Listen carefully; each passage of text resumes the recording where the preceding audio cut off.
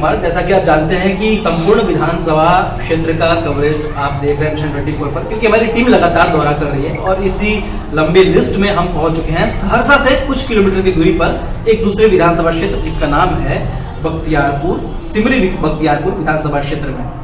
यहाँ हमारे बगल में जो प्रत्याशी बैठे हैं ये हैं लोक जनशक्ति पार्टी के प्रत्याशी और इनका नाम है पिंटू शर्मा जी। सबसे पहले आपका स्वागत है हमारे इस खास कार्यक्रम चुनावी मंथन में। नमस्कार, धन्यवाद। सवाल ये है कि सिमरी बख्तियारपुर विधानसभा क्षेत्र में आप किन मुद्दों के साथ चुनाव लड़ रहे हैं, क्योंकि विभिन्न प्रत्याशी बहुत सारे मुद्दों के साथ आए हैं, आपका मुद्दा क्या है? सिमरी बख्तियारपुर विधानसभा में जो बुनियादी सुविधा है वो अभी तक यहाँ नहीं मिल पा रहा है, और जो मूलभूत विकास होना चाहिए वो बिल्कुल यहाँ पे नगण्य है, शून्य है।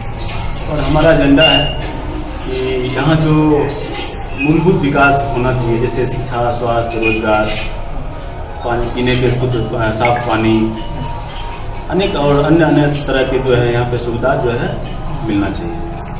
अच्छा, स्वास्थ्य की जब बात करते हैं तो स्वास्थ्य में यहाँ प्राथमिक सुविधा चिकित्सा जो बहुत ही ज़्यादा खराब है स्वास्थ्य स्थिति पे। 3.25 लाख की आबादी है सिमरी बख्तियारपुर विधानसभा क्षेत्र के अंतर्गत। आधी आबादी कोसी के अंदर बसती है और आधी आबादी कोसी से बाहर।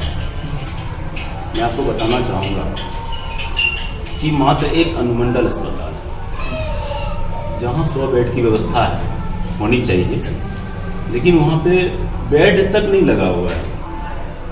सबसे दुख की बात यह है कि जो प्रसव व्यवस्था, एकमात्र व्यवस्था है वहाँ प्रसव व्यवस्था, उस प्रसव व्यवस्था में पुरुष डॉक्टर जो हैं, पुरुष जो कंपाउंडर हैं, वो सब उन प्रसव व्यवस्था को करवाते हैं। महिलाएं नर्स नहीं उपलब्ध है, महिलाएं डॉक्टर उपलब्ध नहीं।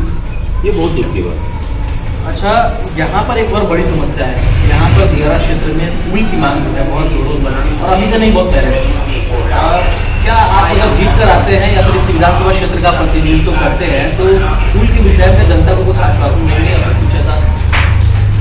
निश्चित रूप से बहुत बड़ी समस्या है लोगों की आवाजाही की, और कोसी के अंदर जो बासिंदे हैं उनको बहुत सारा कठिनाई का सामना करना पड़ता है, क्योंकि जो मुख्यालय सहरसा मुख्यालय है करीब वहाँ से जो है 30-40 किलोमीटर की दूरी पड़ता है। फिर आप कोसी बांध जो है टपते हैं, और टपने में जो यदि मान लीजिए कोई बीमार पड़ जाता है तो उनके बचने की गुंजाइश ना के बराबर होती है। यदि मान लीजिए वो पहुंच जाता है तो बच जाता है, यदि रात को यदि कोई बीमार पड़ जाए, कुछ हो जाए, तो वो मौत के गाल में समा जाते हैं। और कोसी के अंदर में बहुत सारी जो समस्याएं हैं, जैसे आपको एक भी अच्छे विद्यालय नहीं है, कॉलेज नहीं है।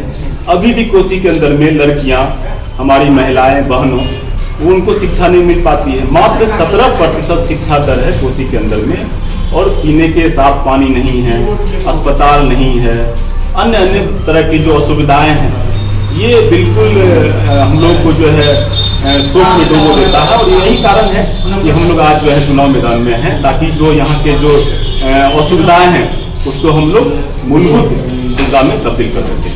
अच्छा, कोसी बगल में होने के बावजूद भी पानी की समस्याएं आम है यहाँ पर, लेकिन अभी जो नीतीश की एक योजना चल रही है, हर घर नल और जल की योजना, मतलब वादे ये किए जा रहे हैं कि लगभग जो है कार्य प्रगति पर है।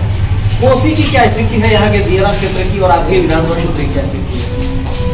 देखिए, मैं ज़्यादा टिप्पणी नहीं करना चाहूँगा सरकार पे, उनकी अपनी कार्य प्रणाली है, और हमें लगता है कि कार्य वहीं करवाए जा रहे हैं जहां पहले से सुविधा दिए जाते हैं। जहां सुविधा नहीं है, जो वंचित हैं, जो गांव आज तक जो है पानी से वंचित है, नाली से वंचित है, वहां पे कोई काम ऐसा नहीं किया जा रहा है। अभी बहुत सारे क्षेत्र हैं, बहुत सारे गांव हैं जहां तक बिजली की सुविधा नहीं पहुंच पाई है, सड़क नहीं पहुंच पाई है, विद्यालय नहीं है, और नल जल ये सिर्फ कागज पे फाइलों तक जो है ज्यादा सीमित है।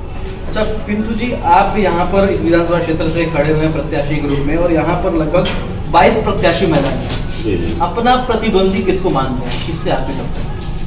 हमारी टक्कर है, हम इस क्षेत्र के रहने वाले हैं, इस क्षेत्र के मूल बासिंदे हैं, और हमेशा से हम देखते आ रहे हैं प्रत्येक साल कोसी से हजारों एकड़ धान की फसलें बर्बाद हो जाती हैं। समय समय पे उनके जो बात होती है कि उनके मुआवजा दिलाया जाए, फिर वो धीरे धीरे मुआवजा राशि भी जो है पता नहीं कहाँ गायब हो जाता है।